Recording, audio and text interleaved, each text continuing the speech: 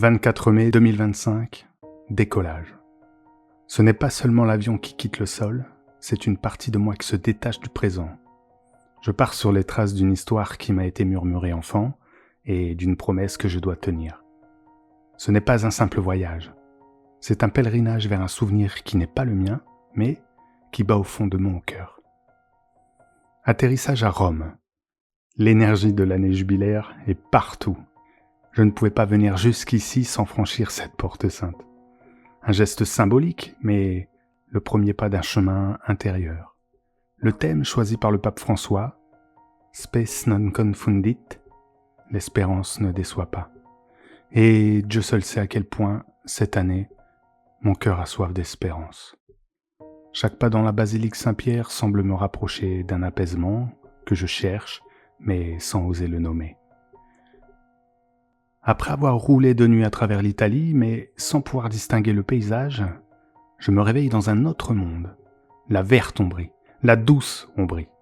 Ces mots, lus et relus dans les biographies de Sainte Rita, prennent enfin vie.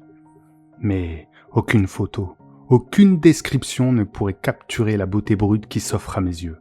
C'est magnifique. Je comprends maintenant pourquoi chaque auteur, chaque voyageur déclare être tombé amoureux de cet endroit. Après 1 heure à slalomer sur des routes qui serpentent entre les montagnes, j'arrive au but de mon voyage, Cascia.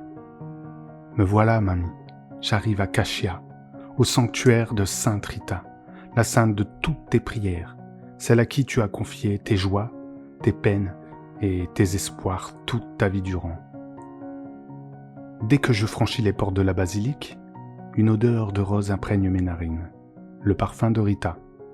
Quand mes yeux s'habituent à la pénombre, je suis ébloui. Les magnifiques fresques bleues émerveillent les centaines de pèlerins. Tous lèvent les yeux vers le ciel. Mon propre regard se perd dans cette immensité, mon souffle se coupe. Je ne suis plus seul. Ma prière silencieuse rejoint le murmure de toutes les âmes venues chercher ici réconfort et espérance. Je traverse ensuite le portail du monastère, ce même portail qui resta si longtemps fermé pour Rita. C'est à l'intérieur que je découvre cette vigne, née de sa persévérance et de sa certitude qu'un bout de bois mort, que ce simple sarment asséché pouvait revivre. Un symbole puissant. Mais je dois reprendre la route, car la fin de mon pèlerinage, le but réel se trouve un peu plus loin. Rocca Porena, c'est ici, mamie, que se trouve le seul lieu au monde où tu aurais voulu aller, cette confidence que tu m'avais glissée quand j'étais enfant. Tu voulais voir le rocher de ses prières, ton scoglio, majestueux et si haut, bien plus haut que tout ce que j'avais imaginé. Plus qu'à Cascia, c'est ici qu'est ancrée la mémoire de Rita. Tout ici a forgé la foi d'une sainte qui a tout connu, sainte des mères, sainte des épouses, des veuves, et l'avocate de tous les désespérés. Elle est la preuve vivante que, même dans la nuit la plus sombre, l'espérance ne déçoit pas. Une petite masure porte le numéro 44. C'est sa maison d'enfance. À l'intérieur, une petite pièce qui lui servait de chambre et d'une simplicité touchante.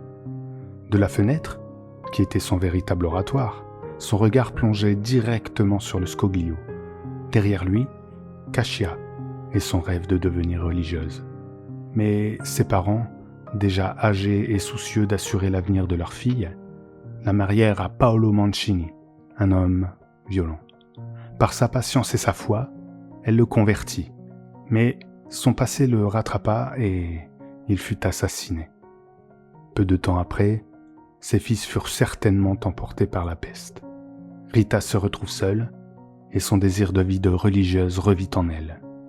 Chaque jour, elle gravit le scoglio pour prier, et elle fut écoutée et put enfin rentrer au monastère. Le scoglio, le rocher de Rita, ton rocher, mamie, celui que tu aurais tant voulu gravir toi aussi. Voilà le but de mon pèlerinage. Pour toi, je monte, j'arpente les petits sentiers qui longent les parois de cet immense rocher. Le chemin n'est pas facile. Le long de la montée, je retrouve les 14 stations de la Passion de Jésus. En gravissant ce chemin, chacun porte sa propre croix sur ses épaules. Pourrons-nous laisser ce poids en haut et redescendre plus léger? Et puis, enfin, j'y suis. La chapelle et le rocher. Les sanglots se bloquent dans ma gorge. Je suis venu ici pour toi, mamie, mais aussi pour une raison bien particulière que j'ai mis si longtemps à comprendre. Chez toi, sur le coin de ta cheminée, une bougie brillait toujours auprès d'une image d'elle. Je me souviens t'avoir demandé « Mais pourquoi pries-tu autant Sainte Rita ?» Gêné, tu avais balayé ma question d'un geste de la main. « Une prière, c'est comme un vœu, ça ne se dit pas. » Tu avais ajouté en me caressant la joue « Elle m'a accordé une grâce pour une cause que je croyais perdue. » J'ai compris des années plus tard. Alors que la maladie avait emporté tes souvenirs, il a fallu vider ta maison. C'est là, sur une étagère, que je l'ai trouvé. Un livret de prières roses que personne n'avait jamais vu. Un marque-page gardait précieusement la dernière prière que tu avais dû prononcer, pour la patience dans les maladies. À la fin, sur la 3e de couverture, un message de ton écriture. Sainte Rita, priez pour Émile. Tu l'avais daté du 22 mai 1986, 2 mois avant ma naissance. La voilà donc, cette cause que tu croyais perdue. Était-ce moi, avec ma naissance, qu'un événement avait rendue si incertaine? Il y a presque 39 ans, tu es allé au sanctuaire Sainte Rita de Vandeville pour prier pour moi. Et 39 ans plus tard, me voilà ici pour toi, sur les pas de la sainte dont tu étais sûr qu'elle fit un miracle pour toi, pour moi. J'ai apporté avec moi cette petite statuette. Tu l'avais toujours sur toi, dans une poche ou un repli de ta robe. C'est pour cela que je suis venu jusqu'ici. Dans ce coin de terre, tout près du rocher de Rita, je te dépose. Ainsi, même si tu n'es plus là, une partie de toi est venue avec moi. Ainsi, tu resteras ici, près de ta sainte Rita, pour toujours. Et avec elle, tu continueras de veiller sur nous. Ton amour est mon plus bel héritage. Merci, mamie. Spes non confundit. L'espérance ne déçoit pas. Ce pèlerinage, commencé pour toi, est devenu le mien. Ce voyage au cœur de ta foi a guéri une partie de ma solitude. J'ai retrouvé l'espoir et l'amour auprès d'une personne fantastique qui a su comprendre ce besoin, cette quête.